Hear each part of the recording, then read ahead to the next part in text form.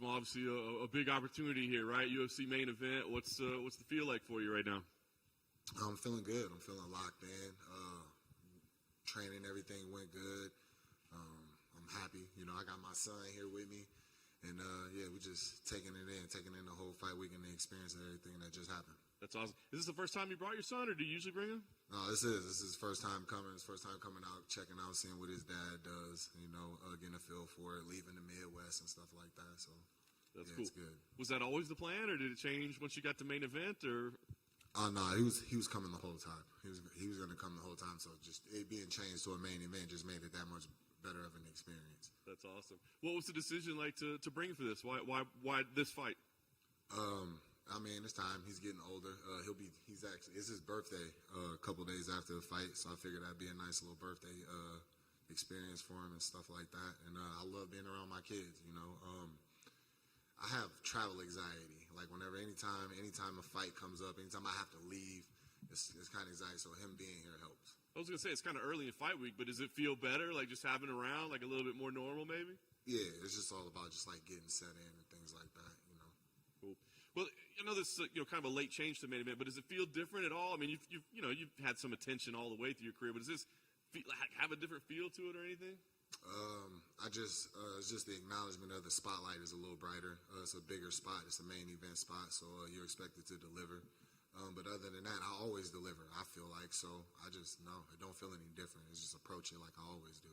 Nice. You had the impressive win, obviously, last time out. I guess how big was that for you to kind of, rebound from the loss and show people, like, I'm still that guy? Yeah, that was big. It was nice. It was nice to reassure myself that you just had a slip, and that's all it was. Just keep doing what you're doing. Did you feel like maybe there was some doubt? Like people were saying, oh, maybe this isn't the guy. Maybe this isn't the big prospect we thought he was. Hell yeah. There was no question. No think. There was doubt. Absolutely nobody had me winning my next fight. Everybody was against me. They couldn't see me doing anything. Even now, people still like. It's crazy. It's a weird thing on how people view fighters and their skills and what their capabilities are. It's like you could see a basketball player could shoot 0 for 10 from 3-point. If Steph Curry shot 0 for 10 from 3-point, you're gonna be like, oh, he shouldn't shoot. He's whenever he shoots, he shouldn't shoot. It's just because you slip up or you have a bad performance in certain areas don't mean you can't do things.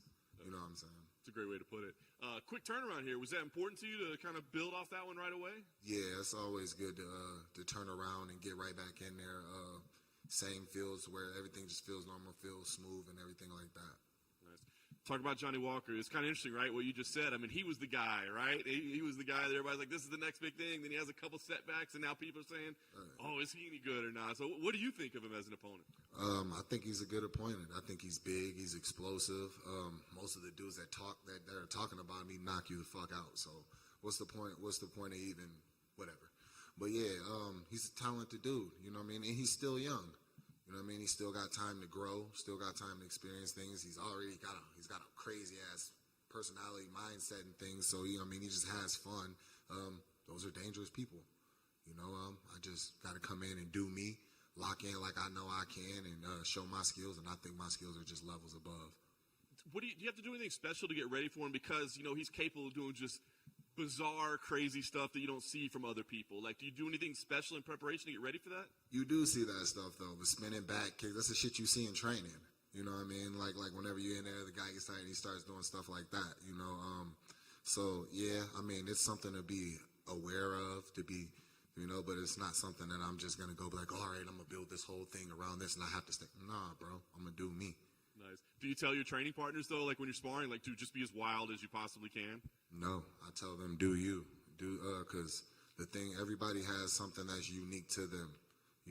Something that makes them special. When you train, no matter what level you're on, you probably have something that clicks with you. And I'd rather them stick to those things and make me get used to those things. So that's just a problem that I don't have to worry about. Like I got guys at my gym that have faster hands than anybody I'll see. You know what I mean? I'm not going to tell you to slow it down and start being crazy or to try to make me. Nah, I want to be ready for fast hands because if he shows up and his hands are fast, I'm ready for it. That wild and crazy explosive shit, you can do that only to a certain extent. I mean, how many jumping knees can you throw back to back? How many spinning back fists you gonna throw back to back? We got 5 rounds, bro. You know what I'm saying? You can come out doing that shit if you want to. If it hit homes, it can knock me out. It can knock anybody out. But if it don't, and you get tired, I'm gonna beat your ass even worse. You can't look past this fight, of course, but you win here. I mean, we're talking obviously top 10. We're talking top 8, top. I mean, looking at real opportunities at big fights. Are you thinking about where you go next? You said it. You said it right there at the beginning. Should have stepped there. We're not looking past this. We focused on Johnny Walker, and that's all it is Johnny Walker. Only person in this division right now for me is Johnny Walker. Nice. Last thing for me, what kind of fight do you think we see? Because on paper, this does look like it could be pretty explosive, could be a highlight reel finish one way or the other. So what type of fight do you think we see? I don't know, man. It all depends. It's all about how he responds to it. I know I'm coming to fight. I'm not coming to sit back and chill or none of that. I'm coming to put these things on you. So how you going to respond to it? I've just got one question for you. As a fellow parent, I know that when your child is around, sometimes you act different or do things different. Is there anything during this fight camp that you might not be doing with him here? No. My son, my kids, I'm me. I'm me. That's all I know how to be.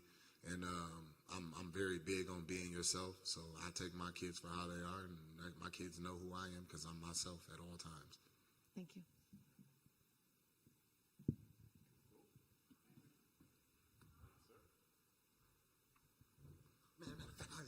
I wanted to say something else. All right. Y'all remember when I first got here? Everybody was like, oh, is you in the doghouse, you with the big dogs and all of that. And then it's like the simple fact of everybody keep doubting me. It's crazy. I was thinking about that the other day. Like, oh, you're in the doghouse. You're big. People kept saying that to me, right? So I look at myself as a lion, right?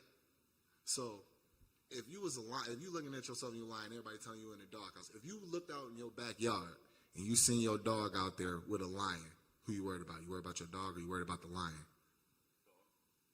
Worry about everybody else. Worry about these little dogs.